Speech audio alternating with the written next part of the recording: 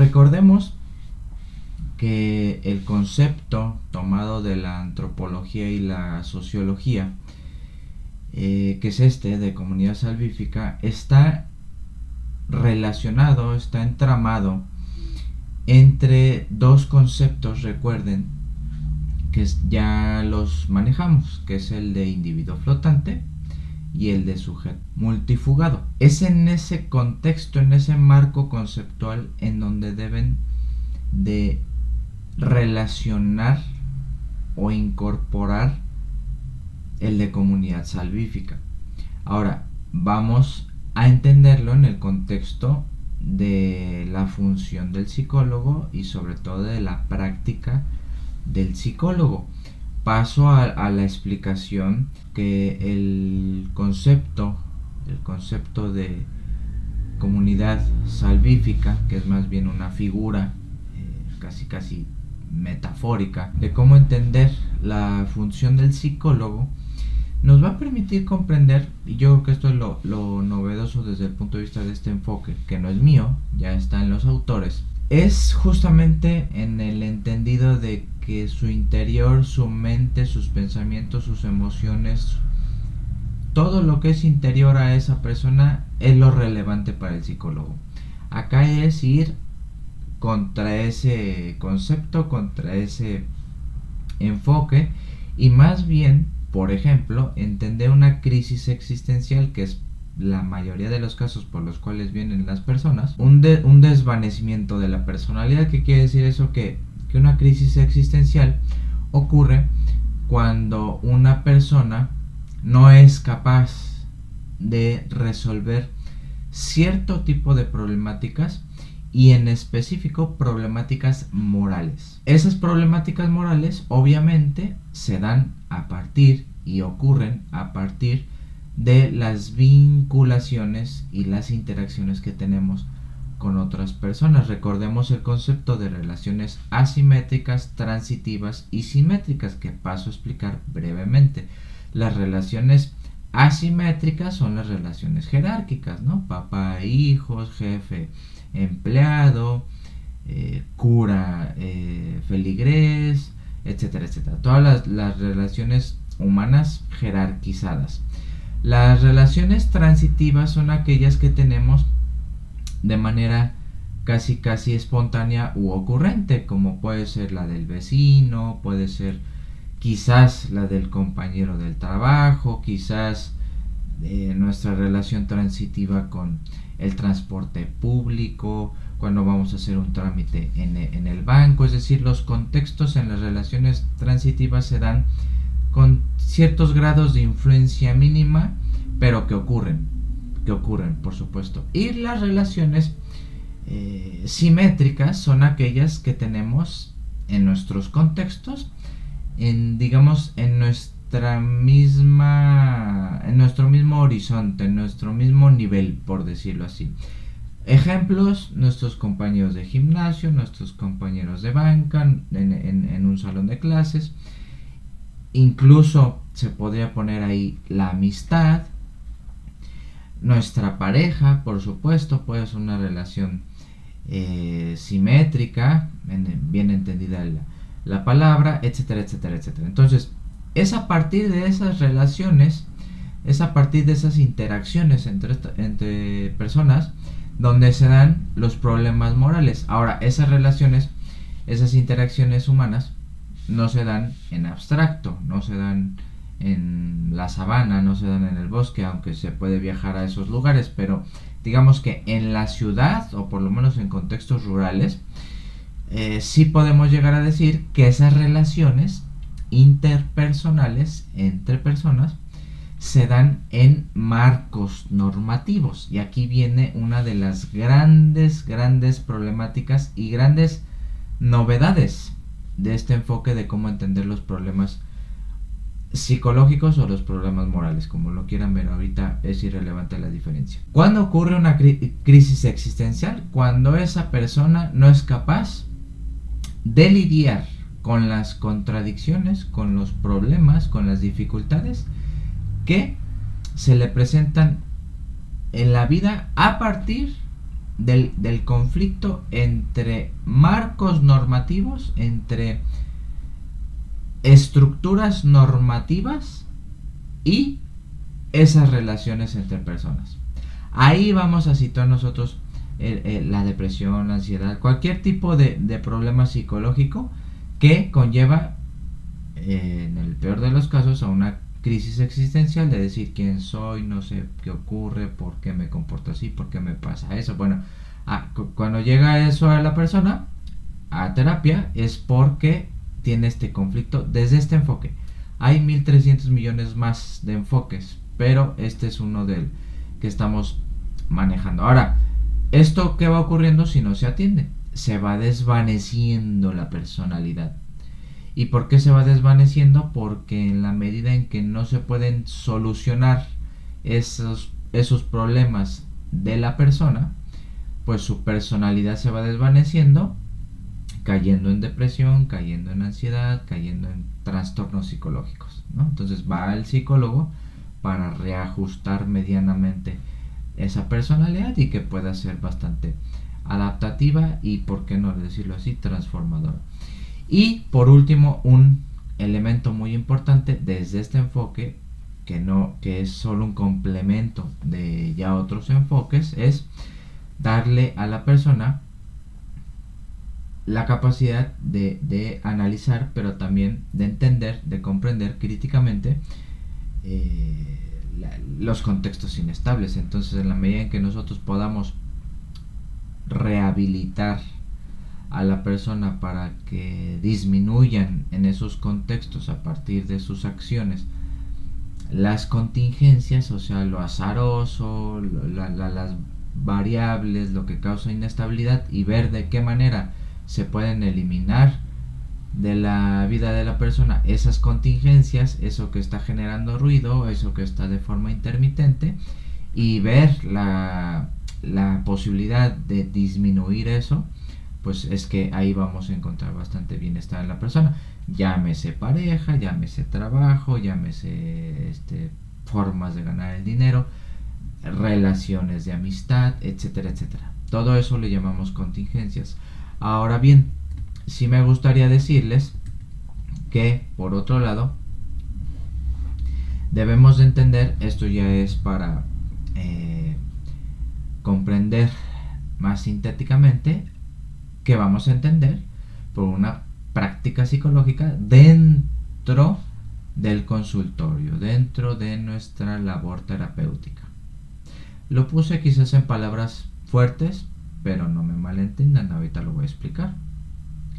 La práctica del psicólogo en terapia, y muchas veces hasta en el aula también, consiste en desidiotizar a la persona que viene con nosotros. Obviamente esto no se le dice así. Y la etimología, lo que significa la palabra desidiotizar, quiere decir la persona que se está viendo el ombligo, ¿no? Piensa esa persona que su vida, y no está equivocado, es parte fundamental de la realidad. Eso, todo bien con eso. Pero de eso a que, por ejemplo, crea que ella es la culpable de todo lo que le ocurre, esa idea hay que eliminar.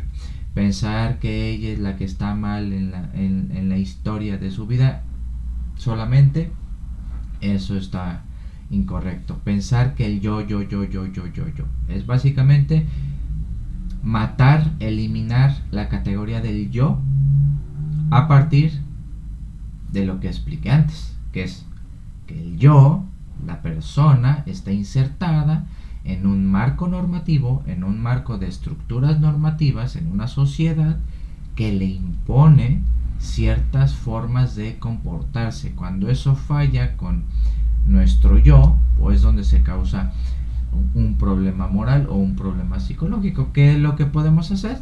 Resituar, o sea, mover a la persona de donde está enfrentando los problemas a otro lugar. Entonces ya desde otro lugar podemos resituar, entender, comprender y habilitar a la persona para que pueda ver con otro enfoque, con otra perspectiva, con otra orientación de la realidad, su biografía, su presente y su futuro cercano. ¿Para qué? Para reinsertarlo en estructuras normativas más estables. Y esto ya va a tener que ver totalmente con la persona, de qué tanta capacidad y responsabilidad moral tenga esa persona de estar dispuesta a cambiar. Acá en el cuadrito rojo ya es muy poquitas personas las que llegan a tener esta responsabilidad moral, ¿no? Por ejemplo, relaciones de pareja que son infructuosas, que no se ve por dónde, es más caos, son más contextos inestables, contingentes que estables y de firmeza, donde se afirme nuestra personalidad y se construye un proyecto de pareja. Muchas personas dicen, voy a tener que cambiar esto y esto y esto y esto y esto de mí, se va a enojar mi pareja, me va a cortar, me va a abandonar, me va a dejar, ya tengo hijos, ¿qué va a pasar? Bueno, cuando uno ejercita la responsabilidad moral, ahí sí la persona debe de dimensionar su situación, debe ser consciente de lo que está ocurriendo, debe ser consciente de lo que tiene que cambiar, debe ser consciente de muchísimas cosas para que pueda tomar decisiones. ¿Sí me explico? Entonces, y con esto cierro, La responsabilidad moral, que justamente en la actualidad está rara, vamos a decirlo así, ¿no? Se ha confundido mucho este concepto, pero si hablamos de que el psicólogo lo único que hace es decirle a la persona en pocas palabras y de manera muy breve, asume tu falta, dirían los psicoanalistas, asume que no eres el ogro o la bruja de la historia, asume que tampoco eres la víctima de la historia, tampoco eres la mejor persona del mundo, porque eso no existe, simplemente te has comportado y has pensado y te has emocionado y has sentido y has tomado decisiones que en su momento representaron cierta pseudo resolución de la situación, ¿no? En el presente hay otro tipo de situaciones que hay que aprender a solucionar para evitarte caer cada vez más en crisis existenciales que provoquen eso que está puesto en los cuadritos. Eso conlleva a una responsabilidad moral. De, a ver, yo me hago cargo de mis decisiones y que esas decisiones van a estar analizadas en los contextos normativos con mayor estabilidad. Eso es lo que hace el psicólogo. Y eso es lo que, regreso al tema y cierro el tema, lo que le debemos generar a la persona. Un espacio y un lugar en el que la persona no solo se sienta a salvo, de ahí salvífico, ¿no? Sino que también se sienta a salvo, pero pueda expresar cosas muy íntimas, muy difíciles de expresar, pero que no sienta que se le está juzgando, pero que no sienta que ya hay respuestas para todo, que ahí lidie con la frustración, que ahí llore, que ahí piense, que ahí reflexione, que ahí se confunda. O sea, le tenemos que brindar una protección a la persona que no va a encontrar en ningún lado fuera de consultorio. Esa es la clave. Cuando nosotros como psicólogos entendemos esto, de que no es que rescatemos al paciente ni mucho menos, sino que eso se le ofrece a la persona, un espacio de salvación, entre comillas, en donde tiene absoluta libertad durante cierto tiempo que dura la consulta, de decir, explicar, confundirse, contradecirse, sentirse mal, sentirse bien, sentirse motivado, echar culpa, sentirse culpable. Todo eso está perfectísimo siempre y cuando, y aquí es muchas veces lo que provoca la relación terapéutica, todo eso se haga en el entendido de que hay que cambiar, de que hay que transformar eso que se dice, eso que se hace, eso que se piensa, eso que se vomita en consultorio, hay que cambiarlo. Ahora, lo hacemos aquí en consulta para que lo haga el paciente en un contexto externo, en su vida diaria, que es al final lo que importa. Entonces, ese tipo de cuestiones es lo que hace el psicólogo como figura institucional. Está, y ahí sí déjenme decirles, obligado a generar este tipo de estructuras, este tipo de enfoques, este tipo de entendimiento de la persona. Ojo, desde el enfoque que les estoy compartiendo. Habrá otros, ¿no?, que entiendan de forma distinta a la persona. Pero desde este enfoque es obligación del psicólogo ofrecerle a la persona este lugar, este espacio donde se sienta a salvo, entre comillas, y el sentirse a salvo va a tener que ver con también ser escuchado de forma muy diferente a como lo escucha el amigo en el bar o la amiga en el café o en el antro o su familia. ¿Sí me explico? Entonces sí, eso es, hay que entenderlo muy bien. Y concluyo que este enfoque lo que permite es despsicologizar a la persona.